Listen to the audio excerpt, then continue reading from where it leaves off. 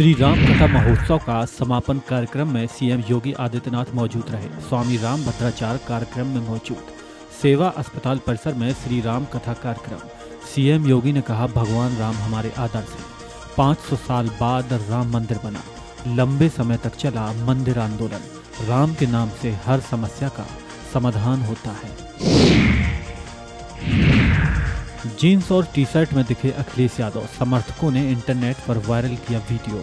अखिलेश पिछले सप्ताह विदेश यात्रा से लौटे थे। एयरपोर्ट पर किसी ने उनका वीडियो बना दिया जो इंटरनेट पर जोरों से वायरल है। पुलिस सिपाही भर्ती परीक्षा का तीसरा दिन। आज भी 2 पालियों में होगी परीक्षा। लगभग 29 लाख से अधिक अभ्यर्थी परीक्षा में होंगे शामिल। परीक्षा केंद्र कंट्रोल रूम से जुड़े मॉनिटरिंग हो रही। 30,000 से अधिक सीसीटीवी से निगरानी हो रही। केंद्रों पर बायोमेट्रिक सत्यापन की व्यवस्था लागू। सभी अभ्यर्थियों को जांच के बाद मिल रहा प्रवेश। सपा महासचिव शिवपाल यादव डीएम से मिले। क्षेत्र की रुकी समस्याओं को लेकर मुलाकात की। शिवपाल यादव ने कहा, बीजेपी झूठ बोलकर विपक्ष को खत्म करना चाहती है। सांसद विधायकों पर हथकंडे अपना रहे। सरकार इनकम टैक्स समेत कई हथकंडे अपना रही है। निषाद पार्टी अध्यक्ष संजय निषाद का बयान। मोदी जी ने देश को पहचान दिलाई है। संजय निषाद ने कहा, निचले पायदान के लिए काम किया है। जो लोग कांग्रेस के साथ जाएगा खत्म होगा। कांग्रेस बड़ी पार्टी है, छोटे दल को खा जाती है। बीजेपी नेता मुख्तार अब्बास नकवी का बयान। ममता बनर्जी की टीएमसी की टूट पर बोले नकवी, घर के चिराग से अपना घर संभल नहीं रहा है। इंडिया गठबंधन की बैठक पर बोले नकवी, रंगमंच में विलय भी है, कंफ्यूजन भी है, अंतर्विरोध भी है, हताशा और निराशा भी है। मंत्री धर्मवीर प्रजापति का विपक्ष पर बयान। विपक्ष की पहले भी बैठक होती रही है, लेकिन परिणाम सबके सामने है। आगे उन्होंने कहा, कांग्रेस सत्ता के लिए बहुत परेशान है। 2 लड़कों की जोड़ी पहले भी चुनाव लड़ चुकी है, लेकिन भाजपा को कोई फर्क नहीं पड़ता। कांग्रेस अध्यक्ष मल्लिकार्जुन खड़गे ने पोस्ट किया, मनरेगा के तहत काम का अधिकार छीना है। सरकार अब रोटी करने वाला भी छीन रही है। सब्सिडी वाले सिलेंडर की संख्या अब 4 है। सिलेंडर छोड़ माता बहनें चूल्हा अपनाने को मजबूर हैं। बहराइच पहुंचे आरएएम पार्टी अध्यक्ष अलंकार अग्निहोत्री ने की प्रेस वार्ता। उन्होंने कहा, सामान्य वर्ग सनातनी हमारे कोर वोटर 130-145 सीट पर अकेले चुनाव लड़ सकते हैं।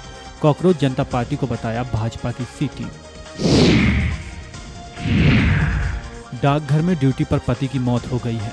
पेंशन के लिए भटकती पत्नी ने भी दम तोड़ दिया। राम सेवक वर्मा का ड्यूटी पर निधन हुआ था। पत्नी पेंशन के लिए 1 साल से भटक रही थी।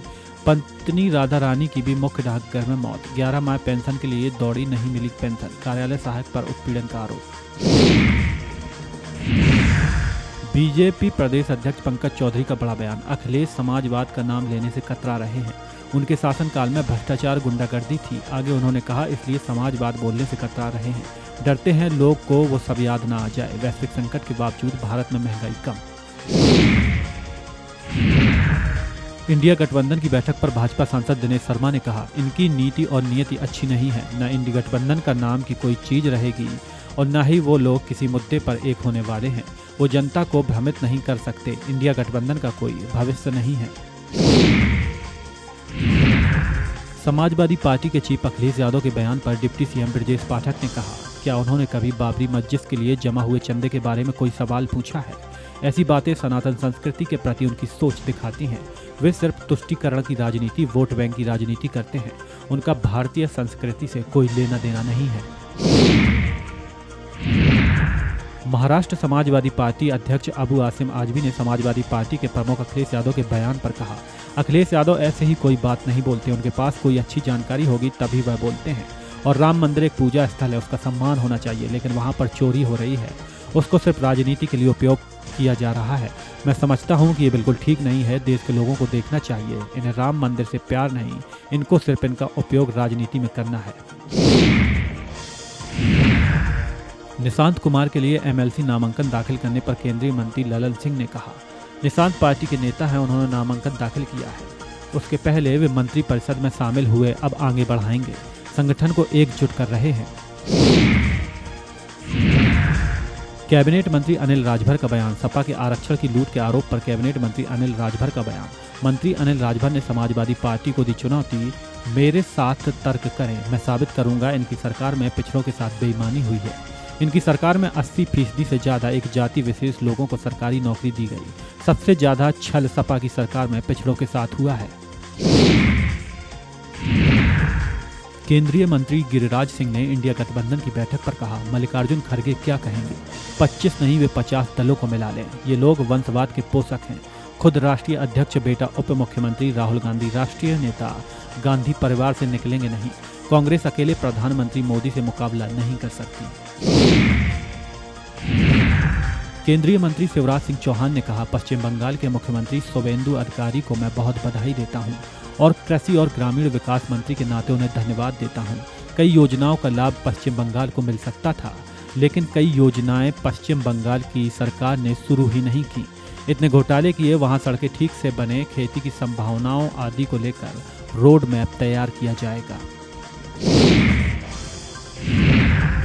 बिहार विधानसभा में नेता प्रतिपक्ष तेजस्वी यादव ने कहा, जिन्हें डर है उन्होंने सुरक्षा ले रखी है।